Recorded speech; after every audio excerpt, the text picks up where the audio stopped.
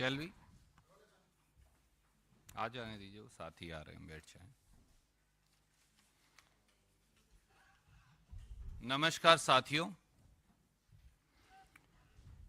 आज मैं और हमारे साथी कांग्रेस के नेता प्रबुद्ध खिलाड़ी विजेंद्र बॉक्सर जी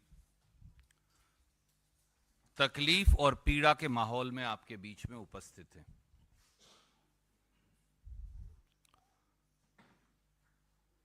पहलवान बेटियों के यौन शोषण के आरोपी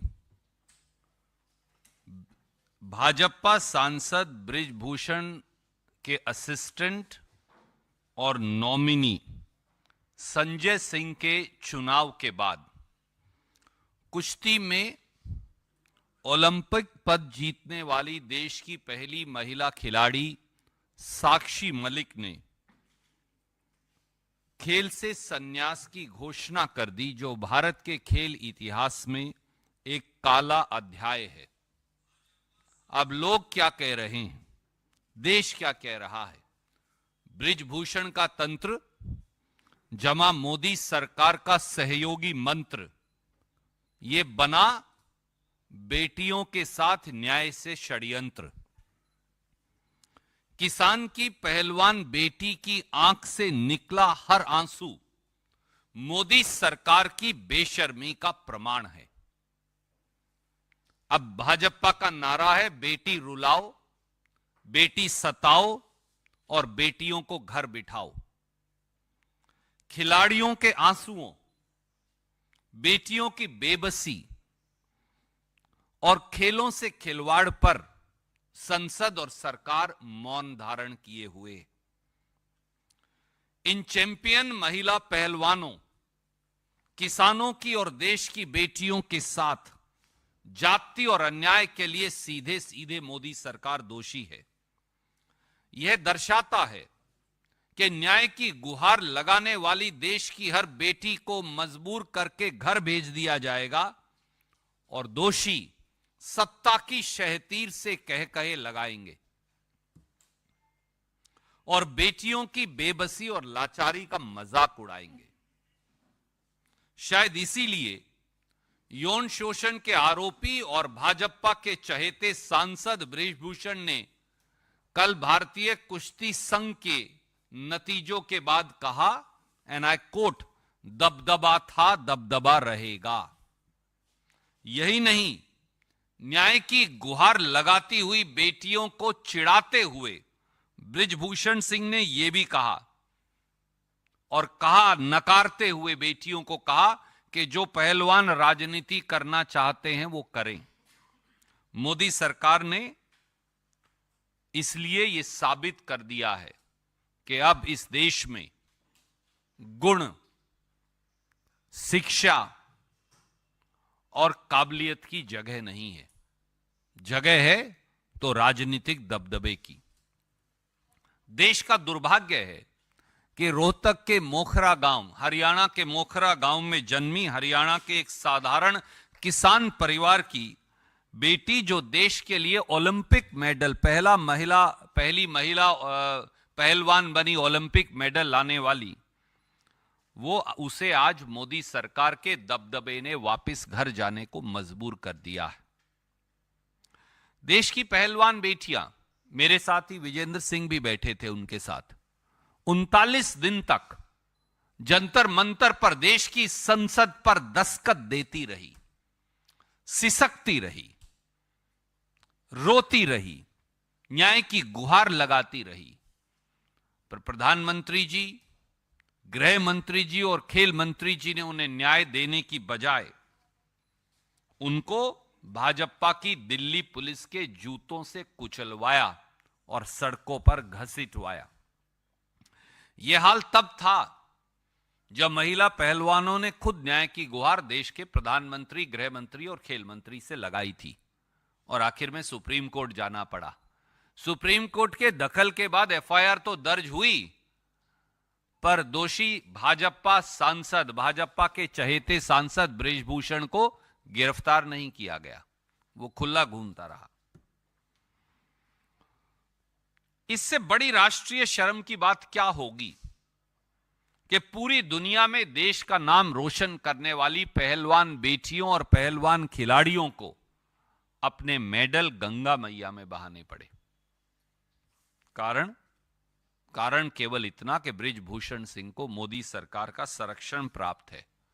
और यह केवल भारतीय कुश्ती संघ नहीं, BCCI, board of control of cricket in India समेत सारे संघों पर, खेल के संघों पर भाजपाई नेताओं का आज कब्जा है। मोदी जी तो कहते हैं कि खेल संघों को राजनीतिक हस्तक्षेप से छुट्टी दिलवा दी, पर सच्चाई इसके विपरीत है। साथियों, क्या मोदी सरकार को इस देश में एक भी महिला खिलाड़ी पहलवान नहीं मिली, कोई एक भी सज्जन व्यक्ति नहीं मिला जो भारतीय कुश्ती संघ का अध्यक्ष बन सकता था, चुना जा सकता था? अगर यही आलम रहा तो इस देश की बेटियां और उनके अभिभावक, उनके माता पिता और परिवार किस पर विश्वास कर अपनी बेटियों को खेलने के लिए भेजेंगे? यह अत्याचार साक्षी मलिक के साथ नहीं, यह अत्याचार विनेश फोगाट के साथ नहीं, यह अत्याचार विजेंदर बॉक्सर और इन जैसे अनेक काबिल खिलाड़ियों के साथ नहीं। यह अत्याचार, इस अत्याचार ने देश की करोड़ों बेटियों की उम्मीद तोड़ दी है और इसके लिए सीधे मोदी सरकार जिम्मेवार है। देश की बेटियों के सवाल ये भी हैं, मोदी सरकार चुप क्यों है? देश की बेटियों के सवाल ये भी हैं, देश की संसद अब किसान की बेटी, पहलवान बेटियों के अपमान पर चुप क्यों है? देश की राष्ट्रपति, जो खुद एक महिला हैं, वो एक शब्द क्यों नहीं बोल रही? देश के प्रधानमंत्री एक शब्द क्यों नहीं बोल रहे? देश के लोकसभा और राज्यसभा के सभापति महोदय एक शब्द क्यों नहीं बोल रहे? और देश का खेल जगत और उसकी नामी गिरामी हस्तियां वो चुप क्यों हैं? तो क्या मान लिया जाए कि अब इस देश में दबदबा, डर, भय और अन्याय ही न्यू इंडिया का नॉर्मल है? मैं मेरे साथी विजेंद्र भाई से, जो मन की भावनाएं गांव की सरल भाषा में हम लगातार बोलते हैं, उन्हें कहूंगा कि वो अपनी टिप्पणी देंगे और उसके बाद हम आपका सवाल लेंगे। थैंक यू भाई साहब, बहुत जल्दी आपने लोगों को समझा दिया कि क्या कहना चाहते हैं और कांग्रेस पार्टी का क्या रुख है इसके ऊपर। एक खिलाड़ी होने के नाते, एक प्लेयर होने के नाते, एक खिलाड़ी, महिला खिलाड़ी का मैं दर्द समझ सकता हूँ। और जो कल का दिन था वो हिंदुस्तान के इतिहास में खेलों के स्पेसी, जो मैं एक शब्द यूज करूँ तो उसमें काला दिन है। एक ओलंपिक मेडलिस्ट रिटायरमेंट ले लेता है कि उसको, उसके साथ सेक्सुअल हरासमेंट हुआ, उसके लिए उसने फाइट की, उस फाइट में वो हार जाती है और उसको सरकार की तरफ से कहते हैं कि उसको कोई न्याय नहीं मिलता और उसके बाद में उसको रिटायरमेंट लेना पड़ता है, तंग होके, दुखी होके, परेशान होके। बस मेरे एक दो छोटे छोटे सवाल हैं कि अगर ये आपकी किसी माँ, बहन, बेटी के साथ हुआ होता, क्या तब भी आप लोग ऐसे ही चुप रहते? या मोदी सरकार तब भी ऐसे ही चुप रहती? इसको, इस खेल के जो इन्होंने प्रोटेस्ट किया था उसको तरह तरह से बदनाम करने की कोशिश की गई। उसको कहा गया कि आप किसी कांग्रेस पार्टी से प्रेरित हैं, उसको कहा गया कि आप, ये तो जाटों का एक प्रोटेस्ट है, तरह तरह के एलिगेशन लगाए गए। मैं गया वहाँ, पहले दिन से उनके साथ था, मैं अब भी साथ हूँ और आगे भी साथ रहूँगा, बिकॉज मुझे मालूम है कि खिलाड़ी की जो पीड़ा होती है वो इतनी आसानी से नहीं जाती, बिकॉज वो लड़ाई चाहते हैं और लड़ना जानते हैं। और मैं चाहूँगा कि उनके साथ न्याय हो और जितने भी लोग, जितनी भी आवाम है हिंदुस्तान की, वो एक बात ज़रूर सोचे कि भैया एक इतना बड़ा खिलाड़ी हमारे पास, कहते कि गिने चुने मुट्ठी भर, कहते कि हम काउंट कर सकते हैं उंगलियों पर कितने ओलंपिक मेडलिस्ट हैं, उनके साथ इस तरह का व्यवहार किया जा रहा है, तो जो आम जो जनता है, आम जो नागरिक हैं, उनके साथ क्या होगा? एक बार सोचिएगा जरूर इस बात को। और बड़े दुख से उसने रिटायरमेंट लिया। हमारे लिए भी बहुत, मेरे को बहुत कहते कि शौक लगा कि यार ऐसे नहीं होना चाहिए था। और विनेश फोगाट तो प्रधानमंत्री जी से पहले भी मिली थी, उसकी पूरा परिवार मिला था कि मेरे साथ ये सब चीज़ें हो रही हैं, लेकिन फिर भी वहाँ से कोई उन्होंने न्याय नहीं मिला और एटलीस्ट उन्होंने अपनी एक रिटायरमेंट की घोषणा की। तो भैया इससे खेल जगत बहुत दुखी है, परेशान है और हम हर खिलाड़ी के पास जाएंगे, हर स्टेडियम में जाएंगे, हर अखाड़े में जाएंगे, उनसे बात करेंगे कि भैया महिला सेफ्टी के ऊपर बात हो, खिलाड़ियों की रोजगार पर बात हो। उनके साथ कंधे से कंधा मिलाकर हम पहले भी खड़े थे, अब भी खड़े हैं और आगे भी खड़े रहेंगे। जय हिंद, जय भारत। Any questions? कोई आपका प्रश्न है इस बारे में?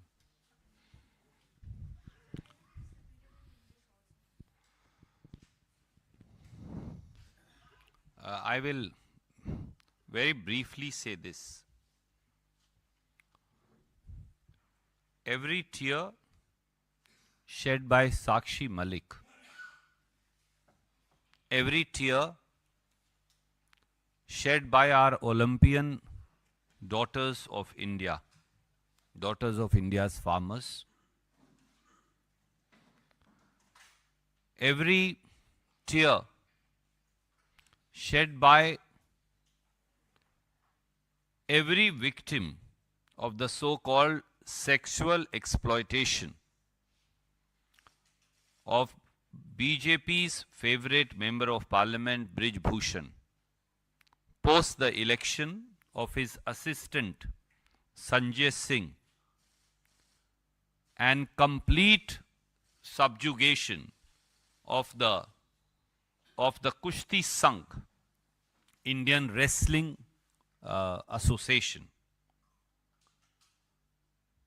is a blot, is a black blot, as my friend Vijender Singh said, is a black blot on the future of India's sports, particularly wrestling. It's a black day for Indian sports.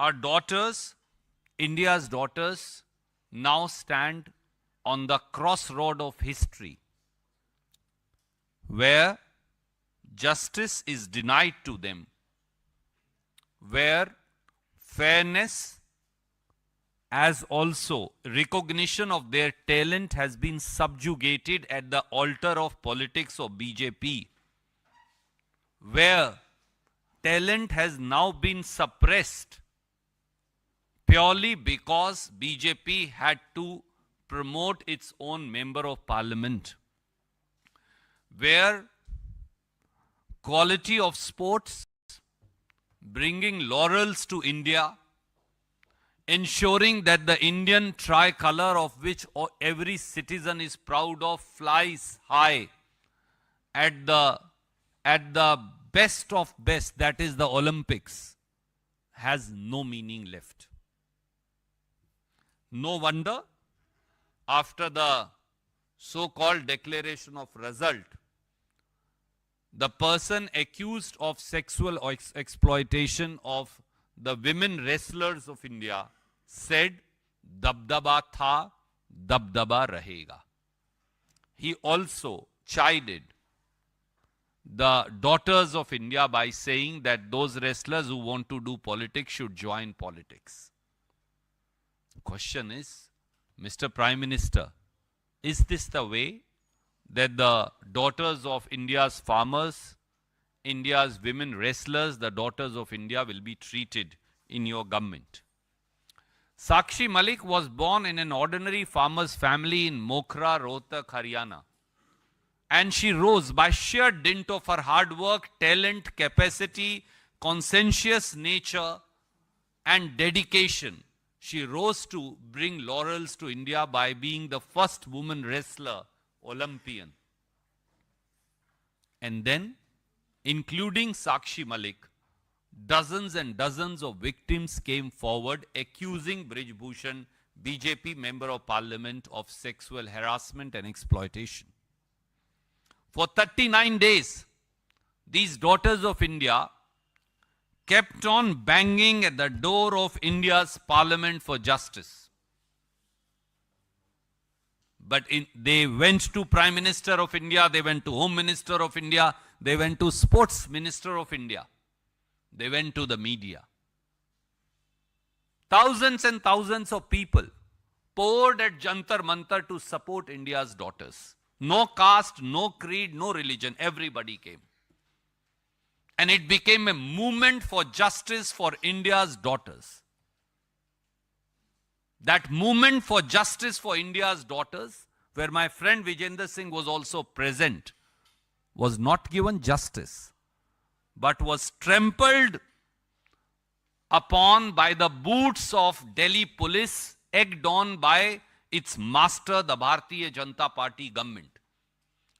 Daughters of India that brought laurels to India and kept Indian tricolor flying at Olympics were dragged by Delhi police on the streets right outside Parliament.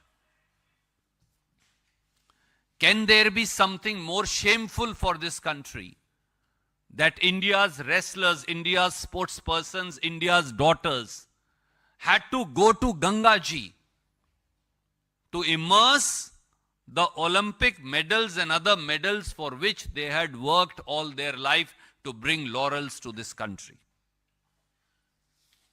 Friends,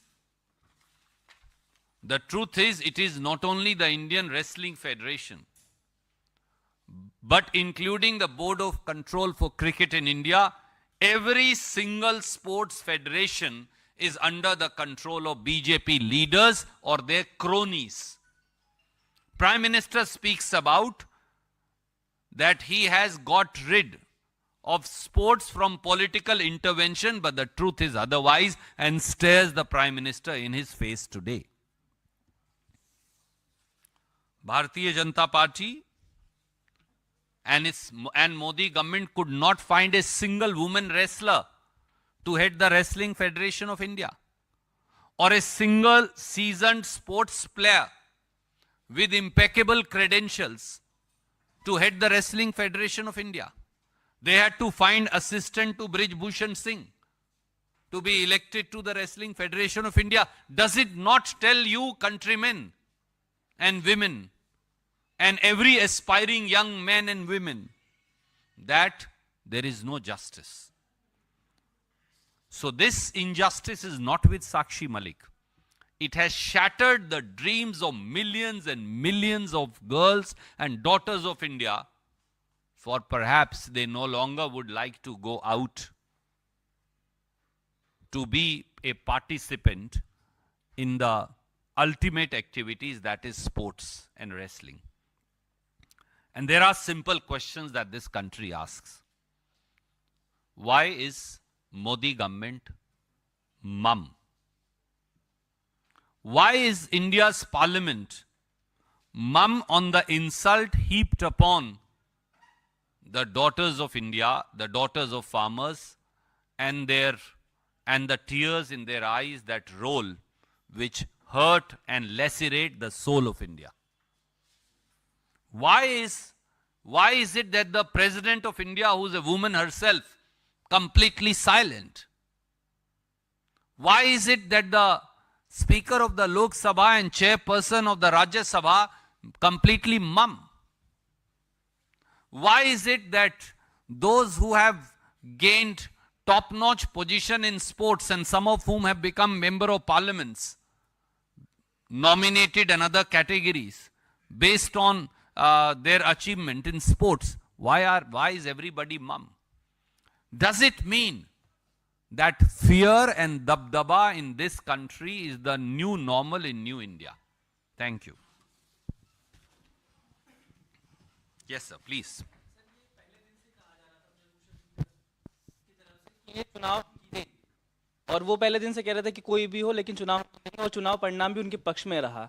क्या आपको लगता है कि जो चुनाव हुए वो निष्पक्ष नहीं हुए, क्योंकि वाइस प्रेसिडेंट तो खिलाफ वाला मुकाबला जीता है? आदरणीय साथी, कल मेरे साथी विजेंद्र सिंह जी ने, ये बहुत सरल स्वभाव के हैं, इनका राजनीति से नहीं, क्योंकि लेना देना खिलाड़ी हैं, इन्होंने एक बात कही, मैं वो दोहराता हूं. खिलाड़ी संघ जो देश में है, वो राजनीतिक दबदबा और पैसे के बल से चल रहे हैं। ये कड़वा सत्य है, ये मैं भी जानता हूं, आप भी जानते हैं, आपके दर्शक भी जानते हैं। जिसकी लाठी उसकी भैंस।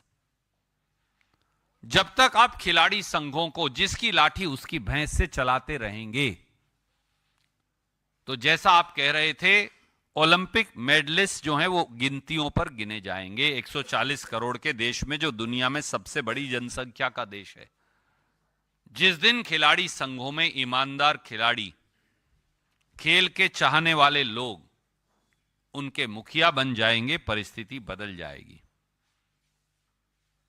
एक कहावत है हरियाणा की, घर की भई काका लिखनिया। मैंने किसी और संदर्भ में भी कहा था संसद में, ये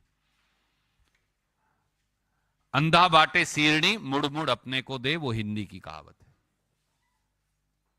चित भी उनकी, पट भी उनकी, एक और कहावत है। ये तीन कहावत खेल संघों की के चयन, चुनाव और उसकी राजनीति को दर्शाती। Yes ma'am, yes ma'am, you. Hello sir, Brenda Desai from Hindustan Times. So sir, my question is that of course the display that Sakshi Malik has now shown, that she has cried, she has also given up the position. Is this the time when international media will also start pressurizing the BJP government, and BJP government will now be forced to come ahead and answer for the things that they have done? Sorry, say again please. The question was too long, I missed it. Sir, so of course, now that she has given up the position and also cried in front of the media and everyone has covered it, is this the time where international media will also be covering it and the BJP government will finally be pressurized into making a statement and removing the minister? Yes. First of all, my friend, I am at least one person who still has hope that more than the international media, my friends in the media will pick it up. For it is our duty, mine, his, hers, and all of us, to ensure that the sports federation are rid of the control of politicians who have nothing to do with sports. I'm also raising a larger issue with you. That's the first thing that any sports women or men want in India. I ask that Prime Minister must come before the nation, and I request him with folded hands that he must answer to the travesty of justice, subjugation of talent, and bulldozing of quality of sports that's happening in this country, the symbol of which is BJP MP Brij Bhushan. I also ask the Honorable President of India, whom we respect immensely, to shed all inhibitions and speak up for the daughters of India. I also appeal to the Speaker of Lok Sabha and Chairperson of the Rajya Sabha to speak for daughters of farmers and the way they have been insulted. Forget about your leanings or your preferences, and please, with folded hands, I say, speak up. And I ask every sportsmen and women in this country to rise up and to speak up. For if we don't speak up now, then this is perhaps the beginning of end of sports in this country, along with many other institutions that are falling by wayside. आपने तो जो कुछ कहा, विजेंदर जी से मेरा एक सवाल है। आपने अभी कहा कि देश के जितने खिलाड़ी हैं हर स्पोर्ट्स पर्सन को आवाज उठानी चाहिए। विजेंदर जी कई बार दुखते दिल से ये बात कह चुके हैं कि क्रिकेटर जो हिंदुस्तान में सबसे ज़्यादा पॉपुलर है वो भी एक स्पोर्ट्स पर्सन है। इन्होंने कहा कितने क्रिकेटरों ने साक्षी मलिक के लिए या रेसलर्स के लिए आवाज़ उठाई। क्या क्रिकेटरों को आवाज़ उठानी चाहिए, चाहे वो रोहित शर्मा हो, चाहे विराट कोहली हो, कोई भी हो? जी, बहुत सारे लोगों का कहना है कि दूसरे खिलाड़ी कोई आवाज़ नहीं उठा रहा है इसके ऊपर, तो लेकिन लोगों को नहीं मालूम कि बहुत सारे जो साथी खिलाड़ी हैं वो गवर्नमेंट जॉब में हैं, स्पेशली हरियाणा में है। तो हरियाणा में गवर्नमेंट किसकी है? बीजेपी की है। राजस्थान में गवर्नमेंट किसकी है? बीजेपी की है। यूपी में गवर्नमेंट किसकी है? बीजेपी की है। तो बेचारे खिलाड़ी बोलेंगे तो वो उनको कहते को, बिकॉज इतने मिडिल क्लास फैमिली से वो बिलोंग करते, लोअर मिडिल क्लास फैमिली से बिलोंग करते, बहुत गरीब होते हैं, संघर्ष करके ओलंपिक लेवल तक पहुंचते हैं। फिर उनको कहते कि रिजाइन लेटर हाथ में दे दिया जाता है कि भैया आपने कोड ऑफ कंडक्ट ये तोड़ा है और आपको घर बैठा दिया जाएगा। तो बेचारे दबी आवाज़ में बोल नहीं सकते, डरे हुए हैं, इसलिए नहीं बोलते। अदरवाइज उनका अगर फ़ोन पे बात करेंगे क्रिकेट सर, हाँ सर, स्पोर्ट्स पर्सन क्रिकेट को सर वो स्पोर्ट्स नहीं, उसका एक वो स्पोर्ट्स से कहीं बढ़कर है, मैं मानता हूँ। और हमारे मुल्क में तो कहते 3 चीज़ें बहुत चलती हैं, एक तो पॉलिटिक्स बहुत चलती है, एक बॉलीवुड बहुत चलता है, क्रिकेट बहुत चलता है। तो ये तीनों ही चीज़ों में कहते हैं कि कभी भी जो असली मसला होता है उसके ऊपर ये कभी बात नहीं करता। आप कभी भी देख लीजिए बॉलीवुड स्टार, क्रिकेटर स्टार या कोई भी जो काम का ढंका करने वाला इंसान है, जो काम की बात होगी उसके ऊपर कभी नहीं बोलेंगे। और जो जितने भी अवार्ड हैं, जितने भी राज्यसभा हैं, सबसे पहले उनके पास जाएंगे। ये सच्चाई है, ये आप सबको मालूम है सर। लेकिन ये देश का दुर्भाग्य है। तो अपने जो रोल मॉडल हैं, चूज वाइजली। आप किसको रोल मॉडल मानते हैं? जो आपको हर मसले पर जवाब दे, जो आपके साथ हमेशा दुख में आपके साथ खड़ा रहे, आप उसको रोल मॉडल चुनिए, ना कि जो टीवी पे दिखता है उसको नहीं। Because we have a protest today, yeah.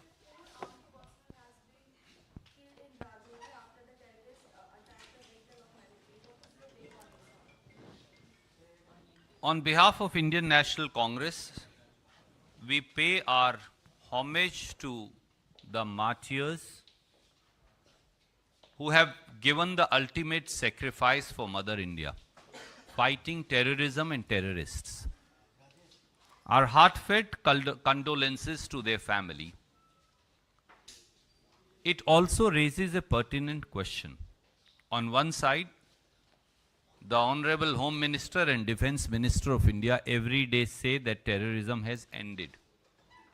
But if you see in last 3 months, the incidents of terrorism and ambush that have happened of our army personnel, and in last 6 months, the incidents of Naxalite attacks that have happened on our paramilitary forces and army personnel, it's unprecedented.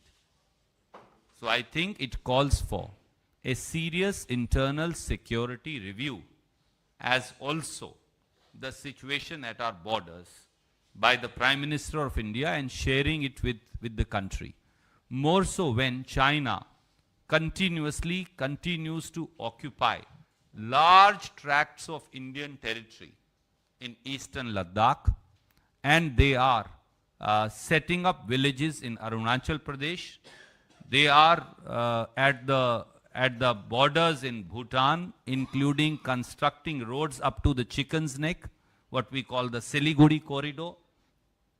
And there are reports of incursions by the Chinese in Uttarakhand. One instance where they came up to a bridge. So I think these are important issues. Bereft of any politics, I urge upon Prime Minister and the Defense Minister and the Home Minister to have an internal security review and the review of our borders and the situation prevailing thereupon, and tell the country by when will they show red eyes to China and reclaim the Indian territory. Thank you.